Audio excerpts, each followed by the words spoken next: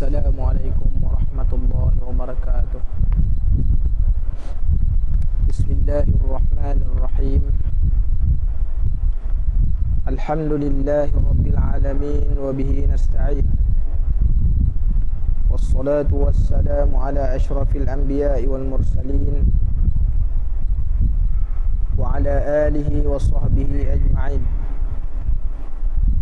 Rabbi syrah li sadri wa yassir li amri wahlul 'uqdatam min lisani yafqahu qawli. Rabbana iftah bainana wa baina qaumina bil haqq wa anta khairul fatihin wa la hawla wa la quwwata illa billahil 'aliyyil 'azim. Allahumma la sahla illa ma ja'altahu sahla wa anta taj'alal hazna idza syi'ta sahla. Subhanaka la ilma lana illa ma 'allamtana innaka antal alimul hakim. Wa la hawla wa la quwwata illa billahil 'aliyyil 'azim. Amma ba'd. Alhamdulillah, syukur kita kepada Allah Subhanahu wa taala dengan rahmat dan limpah kurnia-Nya kita bertemu lagi dalam majlis yang diberkati oleh Allah Subhanahu wa taala. Mudah-mudahan Allah Subhanahu wa taala menjadikan kita mendapat rahmat dan mendapat keberkatan. Kita masih lagi membicarakan tentang bersiwak, perkara-perkara ataupun faedah-faedah daripada kita bersiwak ni. Kita berada pada muka surat 111. Jadi dalam muka surat 111 ni kita masuk kepada yang keempat, waktu-waktu lain yang disunatkan bersiwak. Jadi disebutkan oleh pengarang dalam satu kitab Faidatul Ilal Al-Malik fil Halli Al-Fazu Umdah As-Sarik wa Uddah An-Nasik, berkenaan dengan faedah. Jadi disebutkan bahawa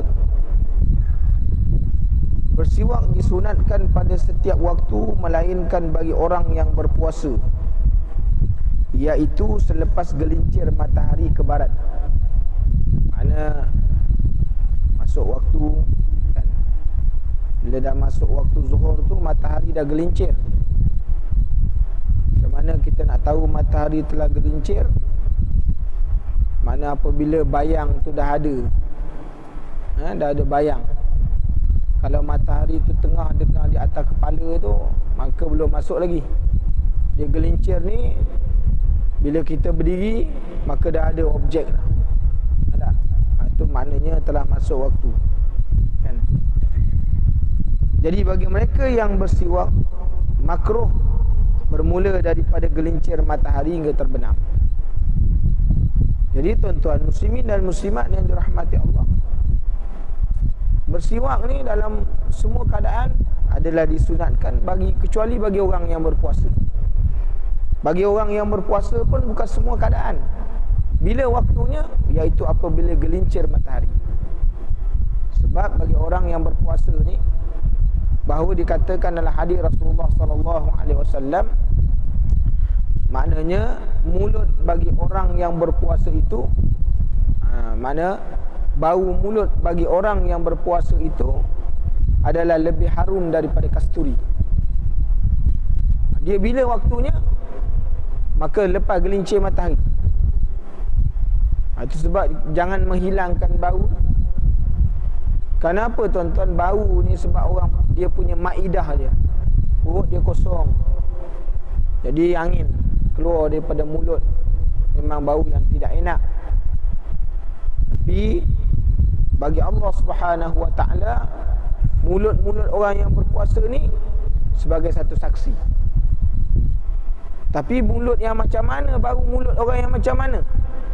Iaitu orang yang menahan mulut dia, yang mengeluarkan kata-kata yang mana kata-kata yang boleh menyebabkan maknanya datang dosa, kata-kata perkataan yang lara. Nah, kalau sekiranya dia tahan, jaga mulut dia tu, maka jadilah keelokan dia. Bagi orang puasa tu tidak maknanya rosak puasa dia, walaupun bau macam mana sekalipun, sebab dia tak dapat menjaga mulut tu, menjadikan puasa dia jadi rosak dari sudut apa? Rosak bukan dari sudut maknanya syarak, tapi rosak dari sudut pahala, jazak pahala puasa. Jadi tak ada makna juga. Jadi nak dijaga tu kan. Jadi orang yang berpuasa, sama ada puasa wajib ke puasa sunat ke, lepas daripada gelincir matahari, maka jangan dihilangkan bau mulut, supaya apa? Itu menjadi saksi di depan Allah Subhanahu wa taala. Maka hukum bersiwak menjadi sunat muakkad. Sunat muakkad ini adalah suatu sunat yang sangat-sangat dituntut. Sangat dituntut. Walaupun dia sunat, kita sedia maklum dalam hukum syarak, bila sebut maknanya sunat ini, maknanya melakukan dapat pahala.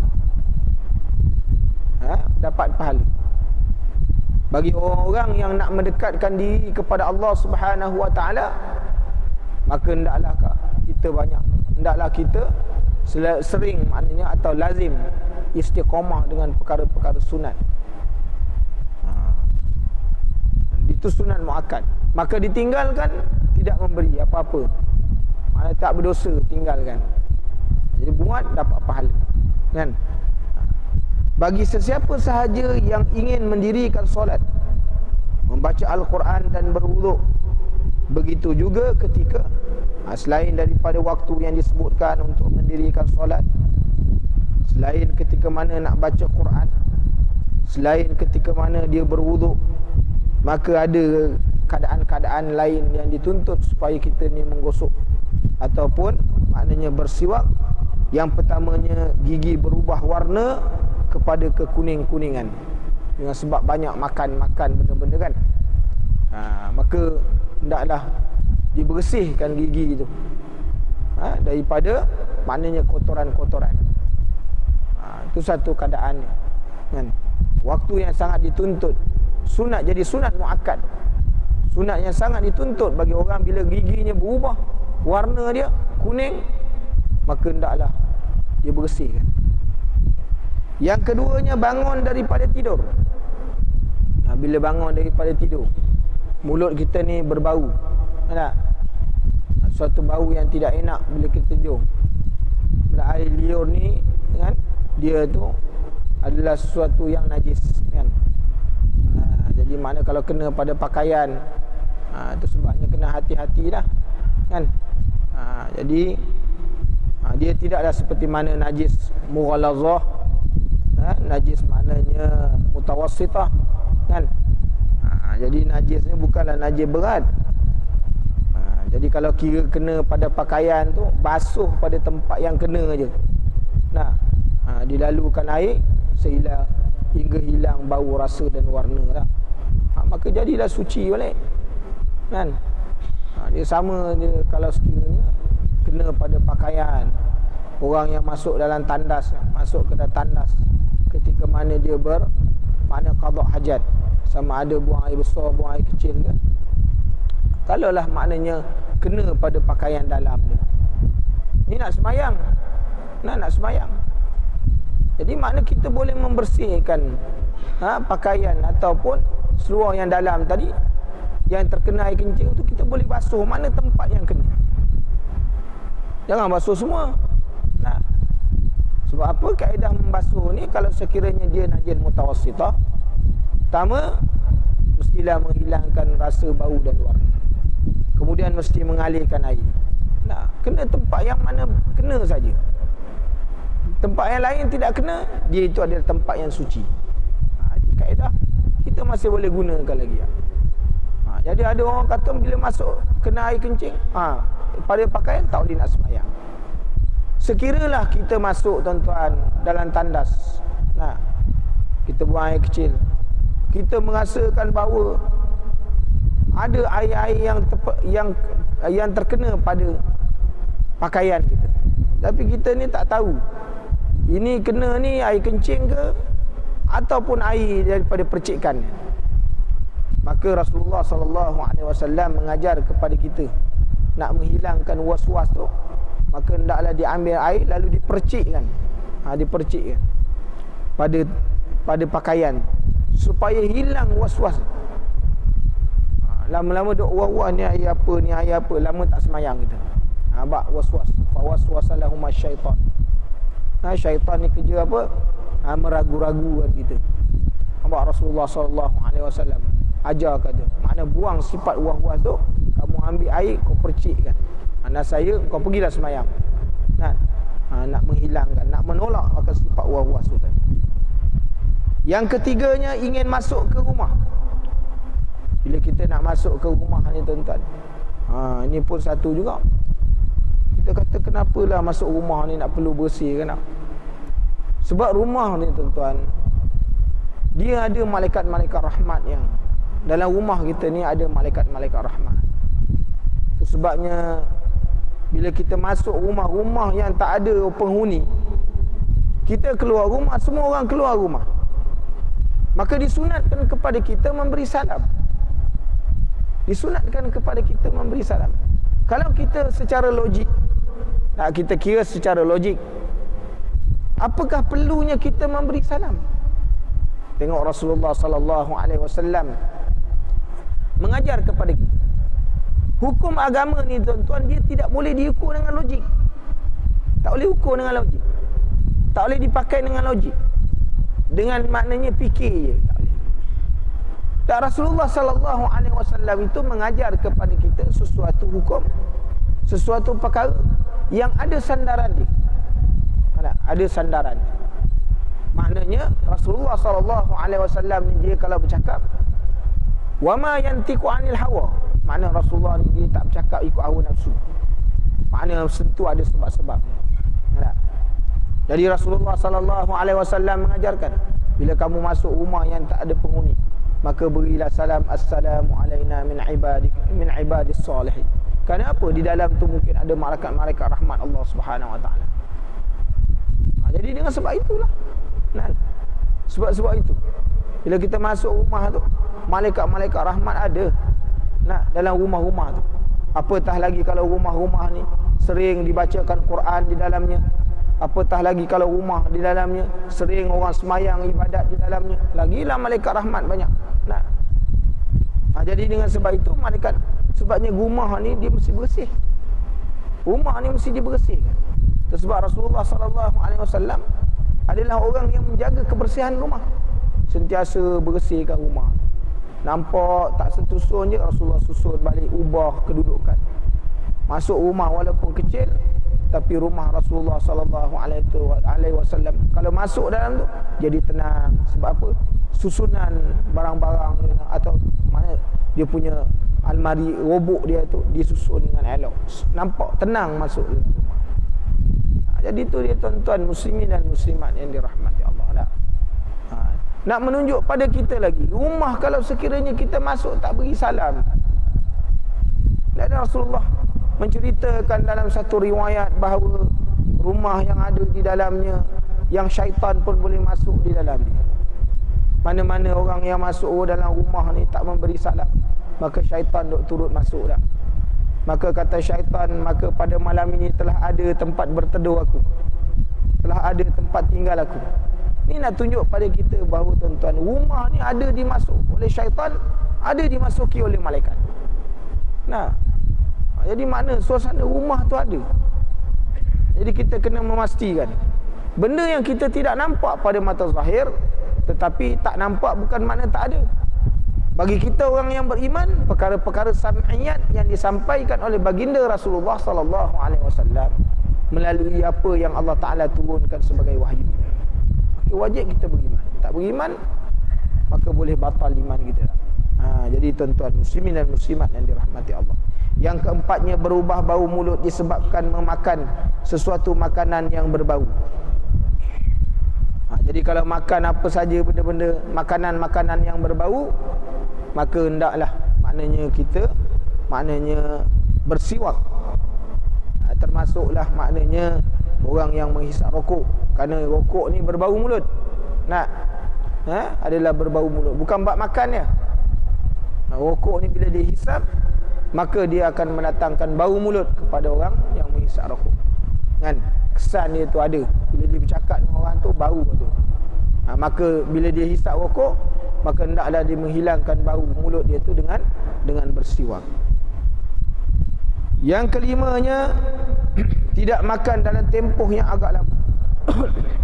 Orang yang tak makan apa-apa benda, dia tidak puasa tapi tak makan, mulut tu berubah bau, mulut tu berubah, jadi tak bagus. Juga disunatkan kepada kita untuk maknanya bersiwak. Oleh itu, siwak disunatkan bila-bila masa dan digalakkan ketika berlaku perubahan bau mulut. Tak kira masa lah. Dalam bab bersiwak ni, dia tak ada masa, tak ada tempoh. Maknanya apabila mulut tu berbau atau berubah bau, maka pada waktu itu hukum sunat itu ada. Hukum supaya kita bersiwak tu, maka disuruh di dalam syarak itu. Yang kelimanya, cara melakukan siwak. Juga disebutkan kaedah dalam kitab yang sama, bahawa dia kata bahawa ganjaran pahala sunat tetap dikira jika menggosok gigi dengan apa cara jua. Cara. Namun demikian, cara yang ditunjukkan ini lebih sempurna dan utama. Tuan-tuan boleh tengok macam mana cara nak menggosok gigi kan. Jadi kita diajar caranya, cara menggosok gigi dengan sempurna. Menggosok gigi secara melintang ke kanan dan ke kiri. Nak gosok gigi tuan-tuan, dia mula daripada kanan. Al-yaminul barakah, maknanya tangan yang kanan ni dia berkat. Hatta kalau kita nak gosok gigi sekalipun, maka mulakan yang kanan, daripada kanan. Gosok gigi daripada kanan. Kita tak main sorong je, asal terbuka je mulut kau sorong ni. Jadi maknanya gosok gigi dimulakan dengan kanan, berpandukan hadis Rasulullah SAW, al-yaminul barakah, bahawa dia kata kanan itu ada keberkatan kan. Maka dia kata bukannya ke atas ataupun ke bawah, kerana cara ini akan melukakan gusi. Ada faedah. Maknanya bila dia ajar tu ada faedah. Menggosok bermula daripada bahagian luar gigi geraham sebelah kanan hinggalah ke gigi kacip di hadapan pada bahagian atas dan bawah. Kemudian gigi geraham kiri digosok sehingga ke gigi kacip juga. Ni kalau baru nak fikir gosok gigi, baru nak fikir kanan ke kiri. Jadi maknanya tuan-tuan, benda-benda yang jadi sunnah lah, jadi sunnah kepada kita tu diajarkan. Dia mula daripada bahagian bawah, kemudian bahagian atas kan. Gosok, cara menggosok. Setelah bahagian luar selesai gosokkan berpindah ke bahagian dalam gigi bermula daripada bahagian atas sebelah kanan. Mula sebahagian kanan juga, sama atas kanan, dan daripada bahagian atas sebelah kiri. Bahagian bawah di sebelah kanan, bahagian atas di sebelah kiri, dan seterusnya sebahagian bawah di sebelah kiri. Semuanya bermula dengan gigi geraham, berakhir dengan gigi kacip itu. Daripada dalam tolak keluar, dalam ditolak keluar. Bagi lidah pula, kita tak pernah gosok lidah. Lidah kita bertahun-tahun tak pernah gosok. Sampai berkerak putih. Tuan-tuan tengok, cuba balikkan tengok. Ulurkan lidah tu tengok, putih ke warna apa? Sebenarnya lidah orang yang sihat ni dia tuan-tuan, dia warna merah. Dah kita ulur berselapun, tak pernah gosok bertahun. Daripada umur 40 tahun, daripada umur budak sampai umur 40 tahun tak pernah gosok. Sebab tuan-tuan, di atas dia tu ada lendir. Ada lendir. Tuan-tuan tak percaya, tuan-tuan balik. Tuan-tuan kikis tu. Berkerak. Nak. Jadi lidah kita jadi tebal. Susah nak menyebut huruf-huruf Al-Quran. Berpuntal-puntal sebut. Nak. Jadi maknanya mesti dibersihkan. Diajar. Bagi lidah pula digosok secara membujur, bermula daripada pangkal lidah ke hujung dan sebaliknya. Manakala permulaan gerigi geraham digosok dengan kedua hujung, cara itu membujur dan melintang. Semuanya dilakukan dengan menyertakan niat mengikut sunnah Rasulullah sallallahu alaihi wasallam. Jadi bila kita melakukan sesuatu perkara, kita itba'us sunnah. Kita buat ni, ya Allah, aku buat ni kan nak ikut sunnah Rasulullah sallallahu alaihi wasallam. Maka jadilah perbuatan yang tadi, yang asalnya satu perbuatan biasa untuk kesihatan, bila ada niat jadi ibadat. Dia ibadat. Maka dapat pahala di sisi Allah Subhanahu wa taala. Maka dia kata apa? Berniat melakukan siwak dengan melintaskan di dalam hati dengan rangkaian kata, nawaitu sunnatal istiyaki. Niatlah.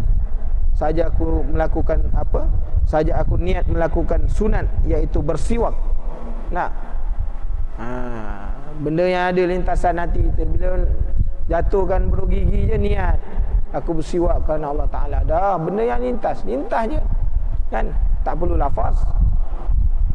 Melakukan dengan tangan kanan kerana ia merupakan satu kemuliaan, bukan seperti mana istinja dan seumpamanya. Tak boleh gosok gigi, tuan-tuan.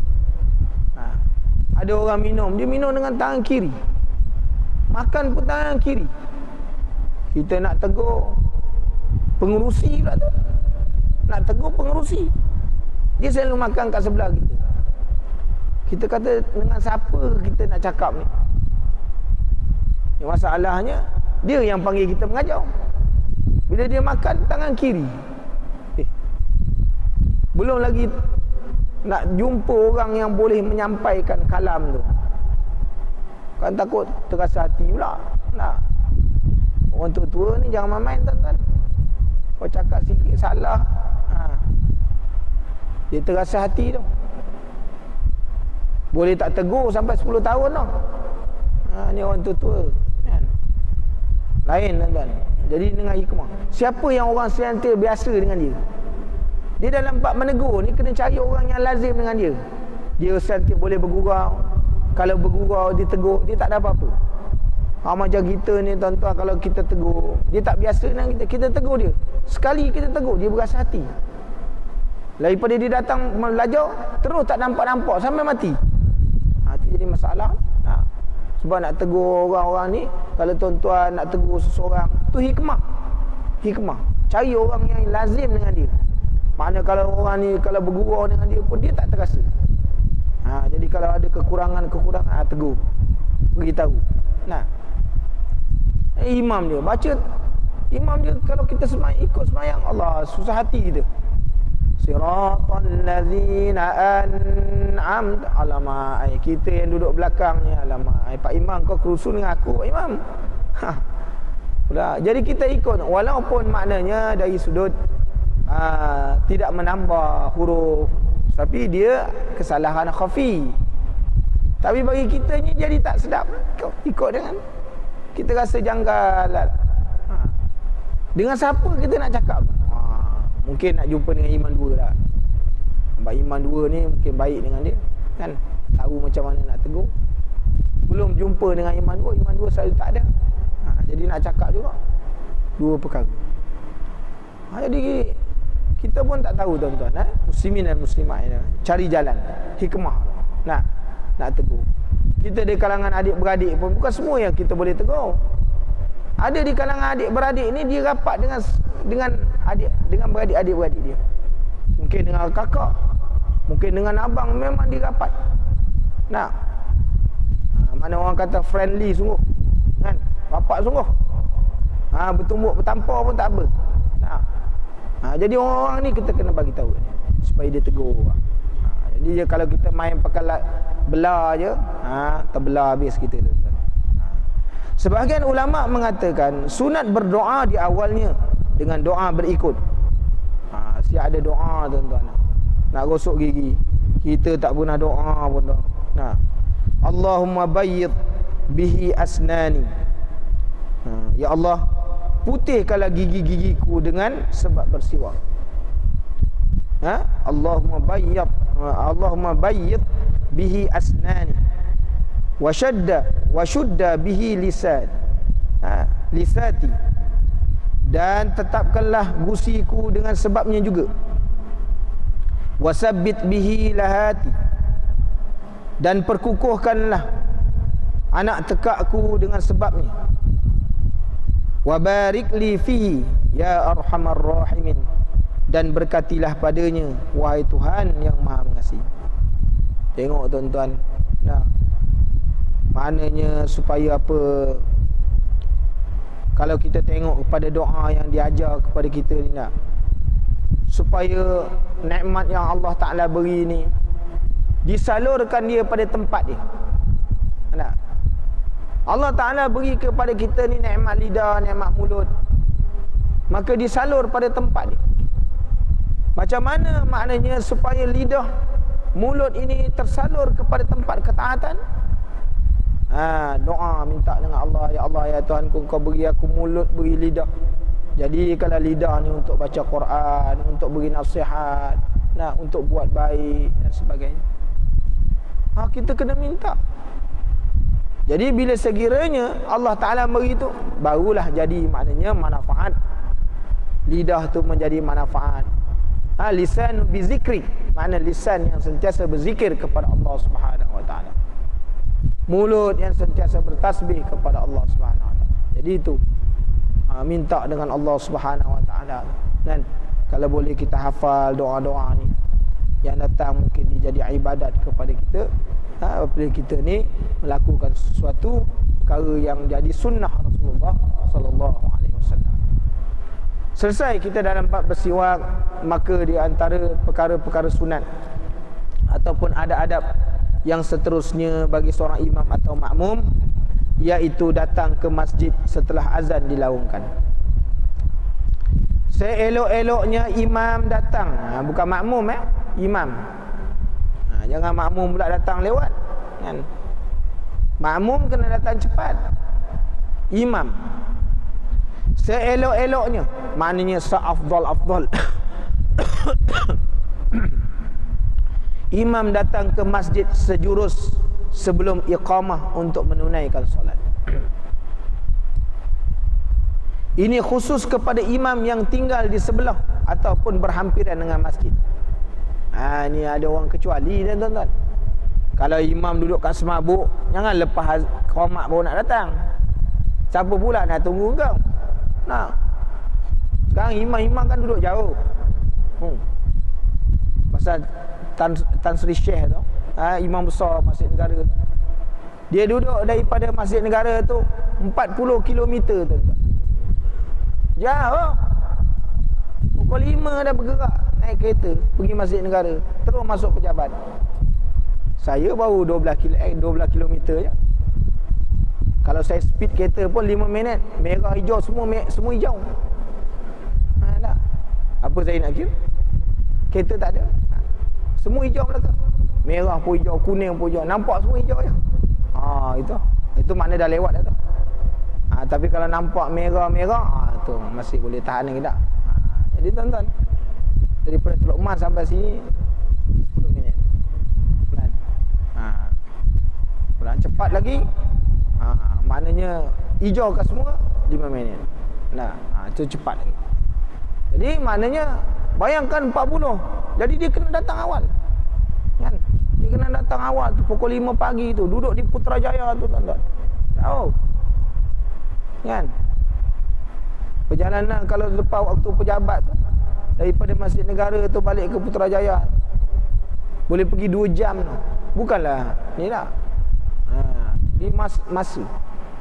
Jadi bagi siapa yang maknanya disunat atau yang afdal ni, datang ketika mana sebelum iqamat ini, sebelum iqamat, iaitu orang yang jadi imam berhampiran. Contohnya kalau imam ni ada rumah dia ada rumah imam. Dia lepas je azan, dia pun datang ke masjid sebelum daripada iqamat. Ada pun orang yang jauh, imam yang jauh-jauh kan, dia kena datang awal lah, kan? Kerana ini adalah berpandu pada hadis Rasulullah sallallahu alaihi wasallam, an Abi Qatadah an Abi qala Rasulullah sallallahu alaihi wasallam, idza uqimatis salatu fala taqumu hatta tarawni kharajtu. Daripada Abi Qatadah radhiyallahu anhu, daripada bapanya beliau berkata, Rasulullah sallallahu alaihi wasallam bersabda, apabila iqamat untuk solat telah dilaungkan, maka janganlah kamu bangun sehingga kamu melihat aku keluar daripada rumahku dan masuk ke dalam masjid. Ini kita tak ambil bicara, tuan-tuan. Sering kali kita beritahu ini sunnah. Sering kali kita bagi tahu jangan berdiri dulu. Walaupun iqamah itu telah dilaungkan, jangan berdiri sehingga tuan-tuan nampak imam keluar daripada tempat dia. Sunnah. Ini belum iqamah lagi dia cakap tu. Imam nak keluar pun gerun. Pakat cakap pinggang macam imam salah pula. Sunnah, tuan-tuan. Ini arahan Rasulullah sallallahu alaihi wasallam. Mana kalau tuan-tuan tak ikut arahan, bermaknanya tuan-tuan menyalahi sunnah. Terutama sembahyang subuh. Masih Nabi tu sandar. Sebaik tiang ni tak runtuh. Banyak benda yang kita tak buat ni. Walaupun kita sembahyang berjamaah dah bertahun-tahun lama dia, tapi banyak yang terlari daripada sunnah Rasulullah sallallahu alaihi wasallam. Kan? Jadi Rasulullah kata, jangan kamu berdiri walaupun iqamah tu dah dilaungkan, jangan kamu berdiri sehingga kamu nampak imam keluar. Mana Rasulullah keluar daripada rumah. Sedangkan Rasulullah rumah dia tu dengan masjid sebelah-sebelah. Dalam rumah, dalam masjid. Rumah tu dia bersama dengan masjid. Rasulullah keluar daripada pintu terus tempat sembahyang. Bukan jauh sangat. Di antara rumah Rasulullah, pintu rumah Rasulullah dengan Raudhah tu berapa langkah aja. Tak jauh. Tapi Rasulullah larang. Dan walaupun kita rasa, tuan-tuan, kita memang sibuk. Rasulullah lagi sibuk. Dalam tempat sembahyang takkan kita nak, ni kita nak ada Allah. Yang tuan-tuan sibuk, maknanya kita, tuan-tuan, kita sibuk nak bergesa-gesa ni, nak cari rezeki. Allah Ta'ala yang bagi rezeki kan. Tapi itulah dia, tuan-tuan. Kalau kita cakap macam ni, pandai dia cakap. Pandai dia cakap. Itu jadi masalah. Yang jadi satu hal pula, Bilal pula terlalu cepat. Makmum tengah rukuk, Allahu Akbar, Allahu Akbar. Celaka betul Bilal ni. Kau tunggu dia sekejap. Pun masalah juga. Pun tak faham juga. Jadi tuan-tuan, sebab tak nak mengaji, itu masalahnya. Tak nak mengaji. Kan? Kalau mengaji senang cerita. Kan? Kita dah bagi arahan. Arahan tu. Mana lepas qomat tu ambil 5 minit. Tunggu sekejap, orang-orang sembahyang tengok dah clear dah. Tu ambil 5 minit, kita bagi ruang. Mari pula orang tak faham pula, dia sembahyang kat depannya. Dia dah datang lewat, sembahyangkannya belakang imam. Orang pula tunggu dia. Makmum kata, celaka betul orang ni. Tak tahu ke? Sembahyang di belakang, dia datang lewat. Semua pakat main celaka je. Jadi maknanya susah, tuan-tuan. Jadi tak mengaji kan. Dia sembahyang sunat wuduk, sembahyang sunat tahiyatul masjid. Rasulullah sallallahu alaihi wasallam menyebutkan apabila berkumandangnya azan, tidak ada sembahyang melainkan sembahyang yang mempunyai waktu. Tak ada sunat-sunat lagi melainkan sembahyang kalau sekiranya dia ada qabliyah lah. Ini nak sembahyang tahiyatul masjid nak apa, tak payah dah, tuan-tuan. Itu pun tak faham juga. Tak nak datang mengaji. Itu jadi masalah. Ini masalah. Hanya kalau nak sembahyang banyak pun sembahyang ni di luar daripada, jangan sampai boleh menyebabkan orang menjadi dosa kepada orang lain. Atau ilmu bila nak diguna, bila ada ilmu tu nak dipraktikkan, nak diamalkan. Jadi tuan-tuan, bila masuk waktu tu, tuan-tuan tak perlu sembahyang tahiyatul masjid. Bila sembahyang sunat qabliyah tu, tahiyatul masjid akan masuk di dalam. nak susah. Tahiyatul masjid dapat sekali dah. Ini nak sembahyang tahiyatul masjid, semua nak sembahyang lambat pula tu. Sedangkan Rasulullah sallallahu alaihi wasallam maknanya bila kamu sembahyang masuk waktu tu, hendaklah maknanya kamu sembahyang ni dalam keadaan apa? Maknanya menyempurnakan rukunnya. Sembahyang. Jangan lambat-lambat, jangan melambat-lambatkan. Jadi fitnah. Jadi fitnah. Kerana orang sekarang dia tidak sama seperti mana orang zaman Rasulullah sallallahu alaihi wasallam. Kerana orang-orang yang itu memang menghidupkan maknanya hidup dia tu ibadat. Pada dia lewat ke kerana Rasulullah sallallahu alaihi wasallam. Zaman sahabat begitu juga. Zaman sekarang ni tuan-tuan, manusia ni dia mustajilun. Hidup nak cepat. Semayang pun nak cepat. Orang tak sempat rokok dia dah bangun, semayang laju je. Orang komplain. Laju benar semayang tak. Masalah. Mustajil. Hidup dia pada waktu akhir zaman ni mustajil. Semua nak cepat. Hatta bila menghadap Allah Ta'ala pun macam tu. Kalau boleh tak payah rokok lagi bagus. Allahu Akbar, Assalamualaikum dah. Macam tu lagi bagus, cepat. Di depan Allah Subhanahu Wa Ta'ala tidak beradab dan tidak bertertib. Bila kita menghadap Allah Ta'ala. Tapi kalau menghadap orang-orang besar tu, Allah, dia punya tertibnya bukan main lagi. Diminta kepada semua tetamu, maknanya silent mode, kan handphone tutup. Kita kata tolong tutup handphone kerana panggilan Allah Ta'ala itu lebih mulia. Allahu Akbar. Bila larut malam, tak ada taat dia tuan-tuan. Tapi kalau dalam majlis-majlis orang besar, semua silent, patuh dia. Tapi nak menghadap Allah Ta'ala, belakang imam pula tu, otai masih berbisa. Tu dia. Allahu Akbar tuan-tuan. Masalah betul. Masalah. Ni yang kita nak kena ambil ingat, tak nak. Jadi dah mengaji lama-lama tu, beramal ilmu dah.